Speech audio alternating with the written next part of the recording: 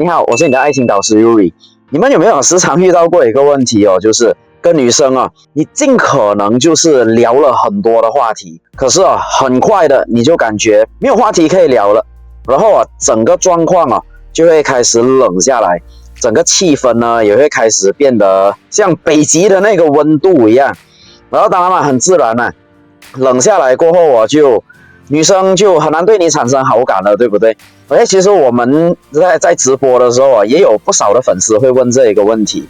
所以其实今天呢，我想跟你分享哦，就是两个很简单的方法 ，OK， 非常简单，每个人都做得到。就算你是今天你口才不好啊，或者就是你觉得就是你不怎么会聊天啊，都是可以靠这两个方法 ，OK， 其实是三个啦，严格讲起来 ，OK， 这三个方法。你就可以哦，就是跟女生哦，可以有不停源源不断的那个话题去聊的 ，OK？ 你只要把这三个方法记熟做熟哦，真的你就可以哦，像是一个聊天魔术师一样，去无中生有，去产生出很多的话题的 ，OK？ 所以废话不多说，我们先进入哦这个第一个方法。第一个方法是什么呢？你要收集哦大量的那个大众化的话题。什么叫做大众化的话题呢？就是哦，多数人都会喜欢，或者至少我就是他不反感的那一些话题 ，OK， 不能说反感啦，就是会觉得无趣啦 ，OK， 反感的话题那就当然不能讲 ，OK， 多数人会喜欢的那一些话题 ，OK， 这些话题哦，就是它有一个特点的，就是这些话题就是它可能它没有什么门槛的 ，OK， 它没有什么门槛，它不需要一些特定的知识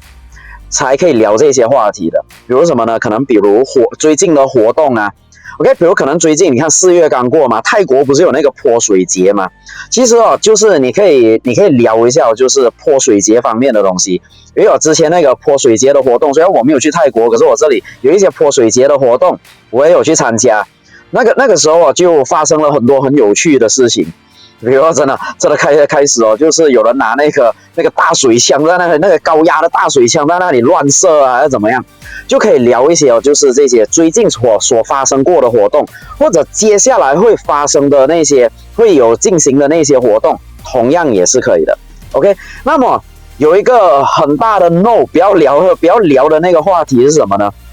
就是像我刚刚讲的，就是那些比较需要门槛，还有比较需要一些认知的那些话题，比如什么呢？比如男生很喜欢聊的汽车，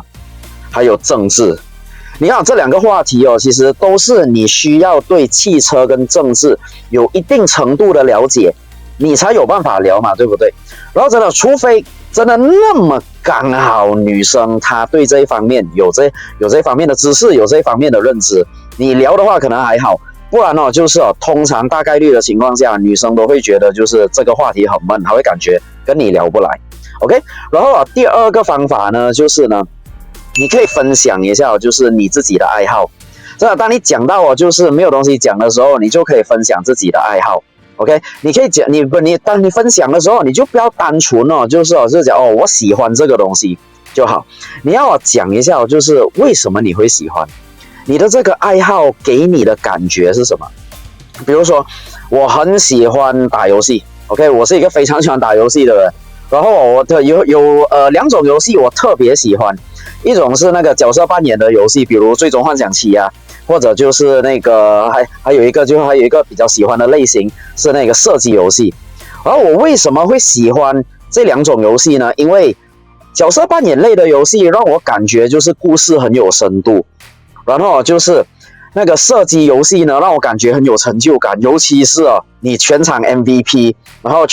真的你成功打败很多人的时候，非常非常有那个成就感。所以你也可以讲一下你的爱好，然后为什么你喜欢这个爱好，比如为什么你喜欢钓鱼，为什么你喜欢车，或者是说为什么你喜欢可能爬山啊那些，跟女生讲一下。OK， 然后讲完了过后就可以进入第三个方法，就是你也可以问一下对方的爱好。OK， 不过当然了，我问爱好你就不要就是直接就是问女生你的爱好是什么，这个有一点奇怪，坦白讲，你可以换另外一个方式问，你可以问女生就是平时休息日的时候你都做什么？这样子女生是不是很自然的就会透露出她的爱好啊？对啊，因为没有人会在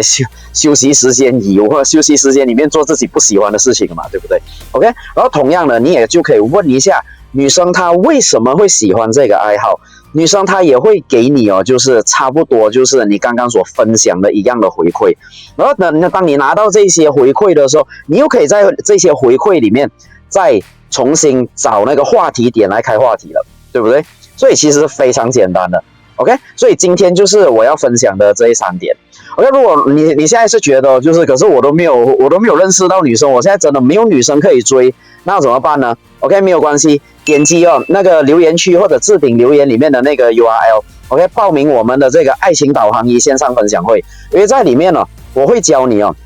怎么样就是